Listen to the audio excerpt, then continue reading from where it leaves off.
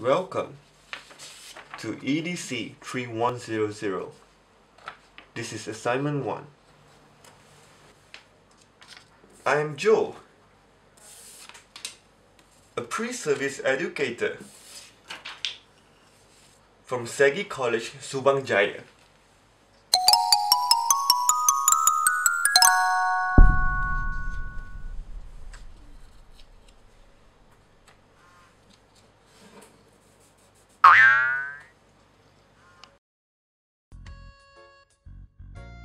Now class, we are going to learn about ICT. What's ICT? ICT Cynthia is using computers to do PTS of complicated stuff. You mean like texting my friends? No Cynthia. ICT is much more complicated than that. Huh, so is ICT like what I write on New York Facebook page? Goodness me, no. It's much more complicated than that. What is ICT then, Mr. Snuggle? ICT is so complicated, Cynthia, that I doubt if you'll ever get it. As complicated as it can be, every day people around the world are engaged in the usage of ICT in terms of digital sharing such as music, smartphone devices, digital photographies, game consoles, laptops or desktops. Without a doubt, the world is reaching globalizations, where people are connected through technologies. There are free calls, such as Skype. There are free messages, such as WhatsApps. There are photo sharing, like Pinterest. There are microblogging, like Twitter. There are also social networks, such as Facebook. This has created a digital culture with different encounters with ICT in terms of time, efficiency of ICT usage, and purpose of using it. To accommodate such rapid changes, children need to acquire new skills. So, how do we help children to do that?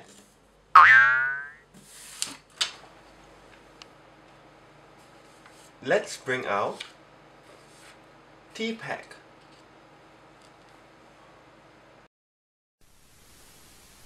TPACK 101 by KilBane.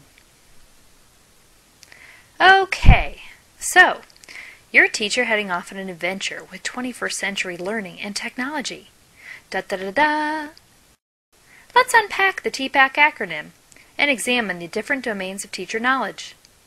We'll use this diagram created by the folks at http://tpack.org to help us. The original domains of teacher knowledge can be represented with a simple Venn diagram. This diagram shows us the different types of knowledge good teachers possess and how these types of knowledge can be integrated to make them more effective. The circle on the left stands for pedagogical knowledge, sometimes called PK. This term is used to describe a teacher's understanding of the principles of instruction. A teacher uses PK when he or she decides what instructional model, strategy, or activity type to use when teaching specific content standards or meeting the needs of his or her learners. The circle on the right stands for content knowledge, sometimes called CK. This term refers to a teacher's understanding of the facts, procedures, concepts, and organizations of subject matter in their discipline. A teacher relies on CK when he or she makes decisions about how to sequence curriculum standards and convey course material. The area that overlaps between the two circles represents the dynamic integration of these two domains of professional knowledge. Pedagogical content knowledge, or PCK, informs a teacher's decisions about the best methods to use for teaching specific content standards to his or her students. So let's add another circle to this mix. TK stands for technological knowledge. It is the first additional knowledge domain teachers develop competence in for 21st century learning. If a teacher has TK, he or she understands how to operate and problem solve with educational technologies like interactive whiteboards, laptops, and clickers. But that's not all they need. Teachers also need TCK, or technological content knowledge, as they work to maintain mastery of their subject matter. TCK involves teachers' understanding of the role technology plays for experts in their subject matter, and how it contributes to understanding ways of knowing in their respective disciplines.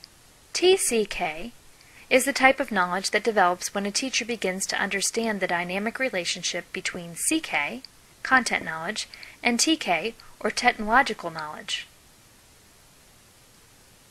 But that still isn't enough. Teachers also need technological pedagogical knowledge, or TPK. This knowledge relates to their ability to use technology as a tool for instruction and to support student learning. Teachers use TPK as they make choices about the best tools to use when working to make their instructional practices more successful. Now, imagine you have a classroom of year 2. They are the 21st century children. They might be technology junkie. In terms, they might have digital devices such as iPad, phones, or they might have used computers.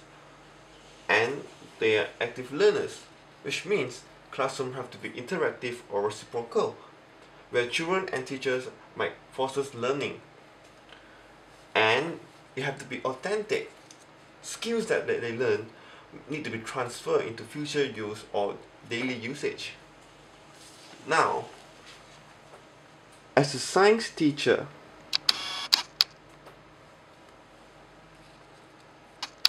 how do you use TPACK to conduct these lessons?